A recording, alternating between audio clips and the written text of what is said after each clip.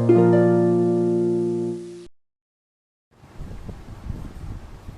बच्चों, कैसे हो आप सब लोग। स्वागत है आप सभी लोगों का YouTube चैनल पर। चलिए आज हम लोग देखते हैं क्यूबिक पॉलिनोमियल क्या होता है। प्रीवियस क्लास में आप लोगों को मैंने क्वाड्रेटिक पॉलिनोमियल के बारे में बता दिया था। लास्ट क्लास का थोड़ा सा मैं बैक थोड़ा सा दिखा देता हूँ, रिकैप। जैसे सीरियल्स वगैरह में रिकैप दिखाया जाता है ताकि पिछली बातों को अगर भूल गए हो तो थोड़ा याद आ जाए, ठीक है। तो हमने बताया था कि अगर हमारे पास कोई quadratic polynomial ax² + bx + c है तो जनरली सारे क्वाड्रेटिक पॉलिनोमियल को इसी फॉर्म में हम कन्वर्ट करके लिखते हैं, ठीक है। जहां पर a क्या है, x² का कोफिशिएंट, b क्या है, x का कोफिशिएंट और c क्या है, कांस्टेंट। तो अगर हमको इसका जीरोज चाहिए तो इक्वल टू 0 करेंगे और जितना डिग्री रहेगा उतना जीरोज निकल करके आएगा। इसके पास डिग्री है 2, इसके पास जीरोज क्या क्या था, अल्फा एंड बीटा, ठीक है। 2 जीरोज था जिसमें कि हमने देखा कि अल्फा प्लस बीटा का वैल्यू -b/a हुआ और अल्फा इंटू बीटा का वैल्यू कितना निकल करके आया, c/a निकल करके आया। ये 2 चीज हमने देखा, ठीक है।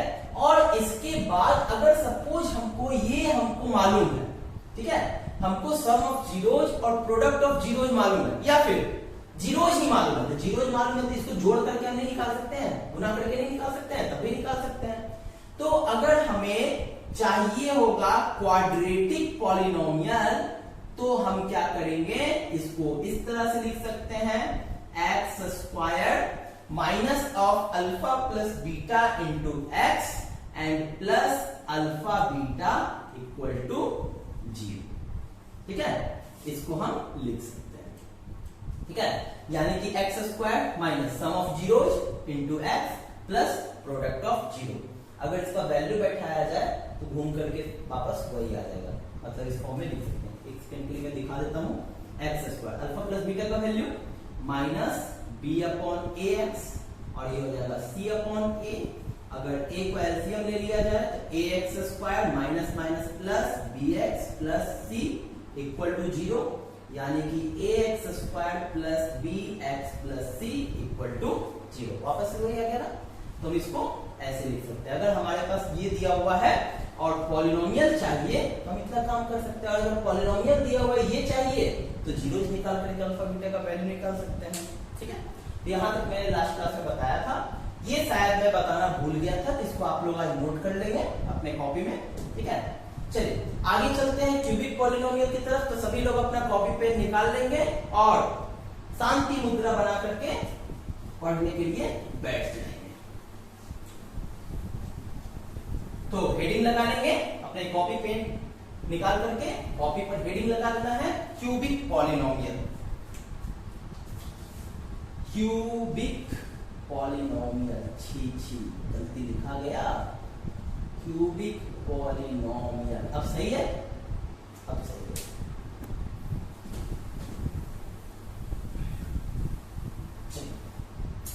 जनरली क्यूबिक पॉलिनोमियल का मतलब यहां हो गया कि अब हमारे पास जो भी पॉलिनोमियल आएगा उसका डिग्री कितना होना चाहिए, 3।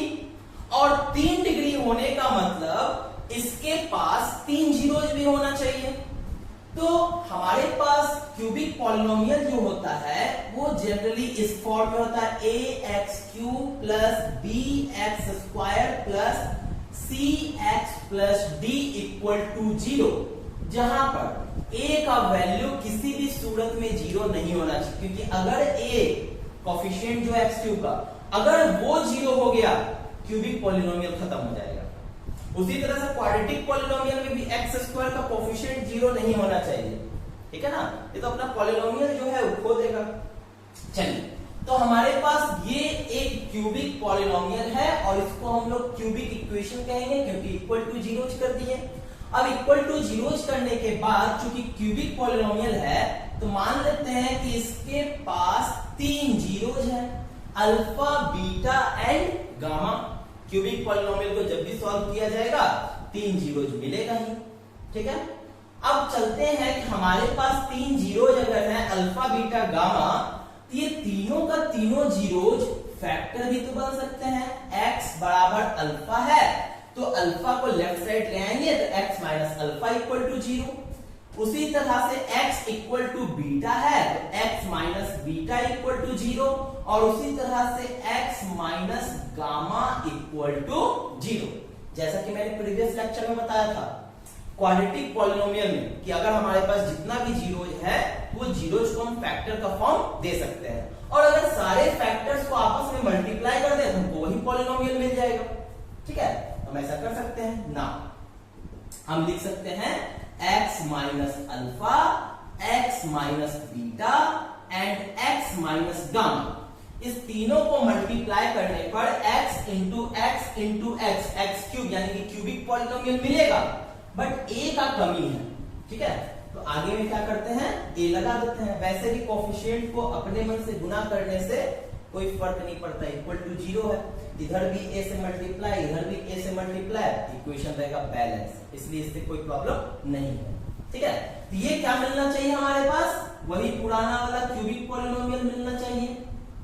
ठीक है, जैसे क्वाड्रेटिक पॉलिनोमियल से मैंने दिखाया उसी तरह क्यूबिक पॉलिनोमियल दिखा रहा हूं। ठीक है ना, चलिए गुना करते हैं। गुना करने तो सभी को आता है, इसका गुना तो पहले भी किया जा चुका है, फिर से कर दिया जाए। X square minus alpha x minus beta x plus alpha into beta और ये हो गया x minus gamma, a x cube plus B x square plus C x plus d के बराबर। ठीक है, अब गुना किया जाए फिर से, कितना हो जाएगा, x cube minus alpha x square minus beta x square plus alpha beta x. ठीक है, सभी को मैंने x से मल्टीप्लाई कर दिया, अब सभी को गामा से मल्टीप्लाई करना पड़ेगा, minus gamma X square minus minus plus gamma into alpha x minus minus plus beta into gamma x plus minus minus alpha beta gamma.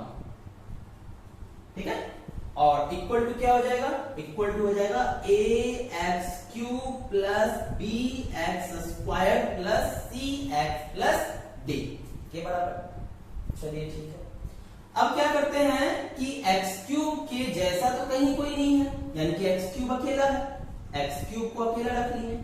ठीक, एक्स स्क्वायर कॉमन ले सकते हैं, यहां पर है, यहां है और यहां है, सबके साथ माइनस है, यानी कि माइनस एक्स स्क्वायर अगर कॉमन ले लेंगे तो हमारे पास बचेगा alpha plus beta plus gamma. ठीक, उसके बाद एक्स का कोफिशिएंट जरा देखा जाए, यहां है और यहां है, प्लस में सब, तो हमारे पास बचेगा alpha beta beta gamma and gamma alpha, x को कॉमन लेने पर। ठीक है, अब बचा कांस्टेंट का बात, कांस्टेंट हमारे पास सिर्फ लास्ट में है, minus alpha beta gamma is equal to A x cube plus B x square plus C x plus D. तो यहां पर जो इक्वेशन जो दिख रहा है इसको हम लोग कहते हैं क्यूबिक पॉलिनोमियल का इक्वेशन या क्यूबिक पॉलिनोमियल, फिलहाल जो क्यूबिक पॉलिनोमियल है। ठीक है, ये हुआ हमारा क्यूबिक पॉलिनोमियल। ठीक है, जैसे क्वाड्रेटिक पॉलिनोमियल आया था, ध्यान देंगे जो क्वाड्रेटिक पॉलिनोमियल का जब हम डेरिवेशन कर रहे थे वहां से अल्फा बीटा के बीच रिलेशन निकाल रहे थे, तो वहां पर भी लास्ट में ऐसा ही रिलेशन आया था, उसी को तो आज मैंने उठा करके दिखाया, उसी को क्वाड्रेटिक पॉलिनोमियल कहा जाता है। सेम टू सेम यहाँ पर हमारे पास इसी को क्यूबिक पॉलिनोमियल कहा जाता है। क्यूबिक पॉलिनोमियल अगर हमारे पास ये मालूम है, यानी कि sum of zeros product of two zeros and product of 3 zeros, अगर हमको ये 3 मालूम है तो हम वैल्यू पुट करके क्यूबिक पॉलिनोमियल निकाल सकते हैं। इसको अलग से आप लोग लिख लेंगे, क्यूबिक पॉलिनोमियल है ये। ठीक है, ये हमारा क्यूबिक पॉलिनोमियल है। ठीक है, चलिए आगे बढ़ते हैं। अगर a से मल्टीप्लाई कर दिया जाए तब क्या हो जाएगा, ये a X cube minus a alpha beta gamma X square plus a alpha beta beta gamma gamma alpha into X minus a alpha beta gamma a X cube B x square C x plus D. क्या हो जाएगा, चलिए अब क्या है कि equal का sign हमको ये बतलाता है कि ये पॉलिनोमियल और ये पॉलिनोमियल बराबर है। बराबर कब होगा? जब इनका कोफिशिएंट्स बराबर होगा। अब जरा चेक किया जाए तो एक्स क्यूब का कोफिशिएंट तो ठीक है, बराबर है, बाकी का लक्षण ठीक नहीं दिख रहा है। बाकी को क्या करना पड़ेगा? बराबर करना पड़ेगा। ठीक है, तो इसको मिटाते हैं, ऊपर वाला टर्म को आप लोगों ने लिख लिया होगा। चलिए, तो हम क्या करते हैं? इक्वेट करते हैं कोफिशिएंट्स को। ठीक है, तो कंपेयरिंग द कोफिशिएंट्स ऑफ इसका एक्स स्क्वायर, क्योंकि एक्स क्यू तो सेम ही है, एक्स स्क्वायर को कंपेयर करते हैं। तो एक्स स्क्वायर का कोफिशिएंट यहां पर हमारे पास है -a alpha plus beta plus gamma. इधर एक्स स्क्वायर का कोफिशिएंट है d, यानी कि हमारे पास alpha plus beta plus gamma equal to आ गया -b/a। पिछली बार क्वाड्रेटिक पॉलिनोमियल में भी सम ऑफ जीरोज -b/a आया था, क्यूबिक पॉलिनोमियल में भी सम ऑफ जीरोज -b/a आया है, लेकिन उस समय b जो था वो x का कोफिशिएंट था। अभी ये जो b है वो x स्क्वायर का कोफिशिएंट है। देख लीजिए, b x स्क्वायर का कोफिशिएंट है, ध्यान देना है इस बात पर। ठीक है, चलिए अब क्या करते हैं? अगला कोफिशिएंट को कंपेयर करते हैं, कोफिशिएंट ऑफ x को। ठीक है, कोफिशिएंट ऑफ x हमारे पास है a into alpha beta beta gamma gamma alpha. इस तरफ कितना है? c। कितना निकल करके आएगा? Alpha beta beta gamma gamma alpha equal to c/a। ये निकल करके आया sum of product of two zero. इसको हम लोग पढ़ते हैं sum of product of two zeros. ठीक है, चलिए तीसरी बात देख लेते हैं, कांस्टेंट को कंपेयर करते हैं, कंपेयरिंग कांस्टेंट्स। ठीक है, तो इस तरफ कांस्टेंट है हमारे पास -a अल्फा बीटा गामा, और इस तरफ कोफिशिएंट है d, तो अल्फा बीटा गामा कितना हो गया? -d/a। ठीक है, यानी कि product of zero in cubic polynomial कितना निकल करके आ जाएगा? -d/a। तो इस तरह से हम क्या कर सकते हैं? क्यूबिक पॉलिनोमियल को सॉल्व कर सकते हैं आसानी से। ठीक है, चलिए इसको नोट कर लिया जाए।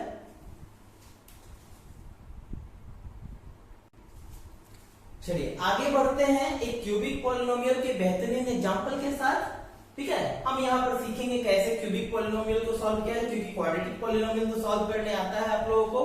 फैक्टराइजेशन मेथड यूज करके क्वाड्रेटिक पॉलिनोमियल सॉल्व किया जा सकता है। तो आज हमारे पास एक क्वेश्चन है जिसमें ये क्यूबिक पॉलिनोमियल है, इसको सॉल्व करना है। तो सबसे पहला बात, क्यूबिक पॉलिनोमियल को सॉल्व करने के लिए हम लोग यूज करेंगे फैक्टर थ्योरम।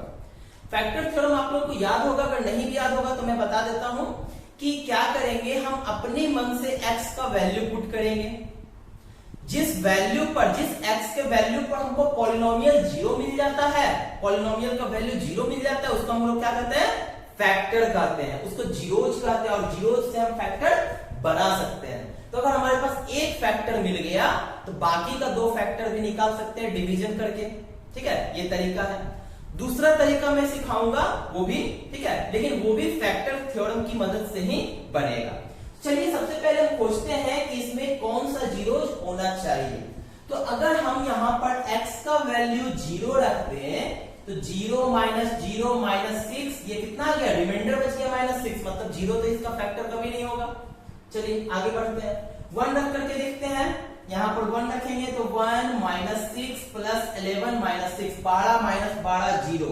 इसका मतलब है x = 1, इसका एक जीरोज है, एक जीरोज हमको मिल गया, यानी कि अल्फा हमको मिल गया। ठीक है, तो हमारे पास इसका मतलब आ गया कि x = 1, एक जीरो है, इसका इज ए जीरो। अगर हम कहते हैं कि x - 1 = 0, इज ए क्या हो जाएगा? फैक्टर हो जाएगा। किसका? पॉलिनोमियल का। ये जो हमारे पास पॉलिनोमियल है इसका फैक्टर हो जाएगा, और फैक्टर होने का मतलब हम इससे डिवीजन देंगे तो रिमाइंडर नहीं बचेगा, सिर्फ क्या बचेगा, क्वोशिएंट बचेगा। तो हम क्या कर सकते हैं, x माइनस 1 को x cube minus 6x square plus 11x minus 6 से भागा दे देते हैं। ठीक है, भागा देने के बाद देखते हैं क्वोशिएंट में क्या आता है। तो कितनी बार से भागा लगेगा, एक्स स्क्वायर से, यहां हो जाएगा एक्स क्यूब, यहां हो जाएगा माइनस एक्स स्क्वायर, ये माइनस ये प्लस ये कैंसिल हो गया, यहां पर बच गया minus 5x square 11x minus 6। I hope आप लोगों को डिवीजन करने आता होगा पॉलिनोमियल्स का। ठीक है, क्योंकि ये क्लास 7, 8, 9 में ही सिखाया जाता है। नहीं आता है तो प्लीज इस चीज को आप लोग सीख लें, क्योंकि बहुत ही काम देने वाला है क्लास 10th में।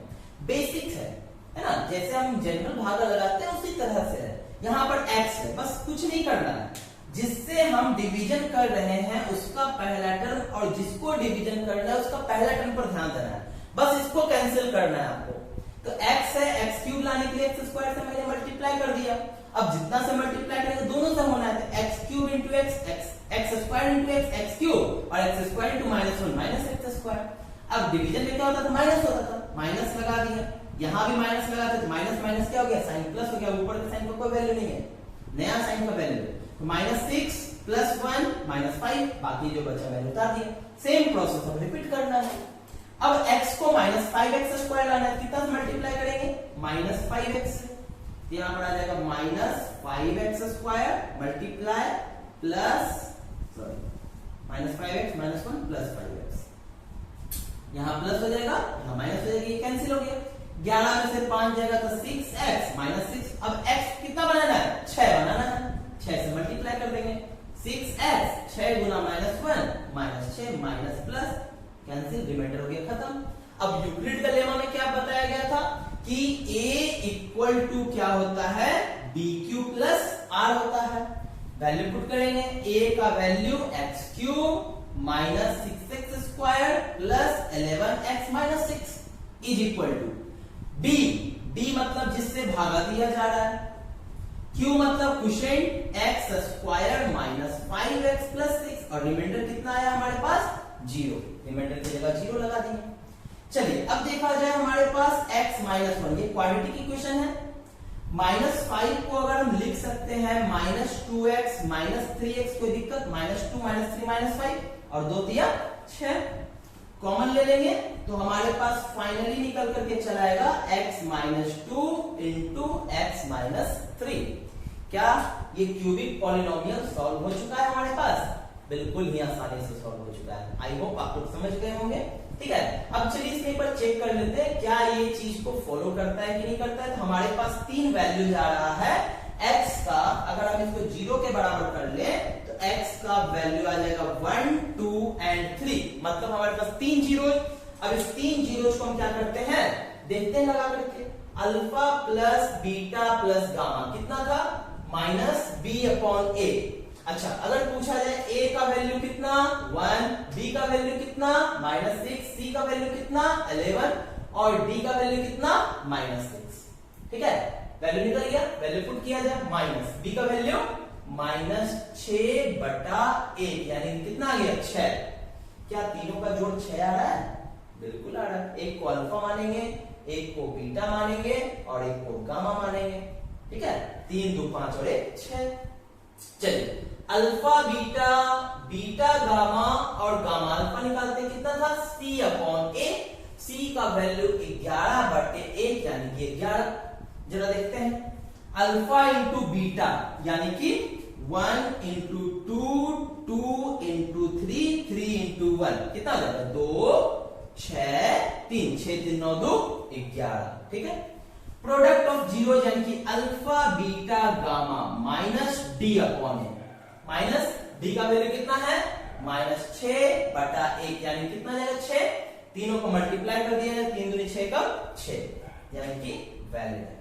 ठीक है, तो आप लोगों का ये जो चैप्टर है पॉलिनोमियल खत्म हो चुका है। इसमें इससे ज्यादा और कुछ नहीं है, बट इसमें सवाल आप लोगों के बुक्स में चाहे वो एनसीईआरटी हो, चाहे आर.एस. अग्रवाल हो या आर.डी. शर्मा हो, काफी अच्छे अच्छे क्वेश्चंस हैं। ठीक है, आप घर पे उस प्रॉब्लम्स को बनाइए और अगर प्रॉब्लम्स आप लोगों से नहीं बनता है तो प्लीज मुझे मैसेज करें, ठीक है, मुझे कमेंट में कर करके बताएं या फिर मैसेज कर सकते हैं इंस्टाग्राम पर, फेसबुक पर पिक्स भेज सकते हैं, मैं उसको सॉल्व करने की कोशिश करूंगा, ठीक है। चलिए, तब तक के लिए आप लोग पढ़ते रहें।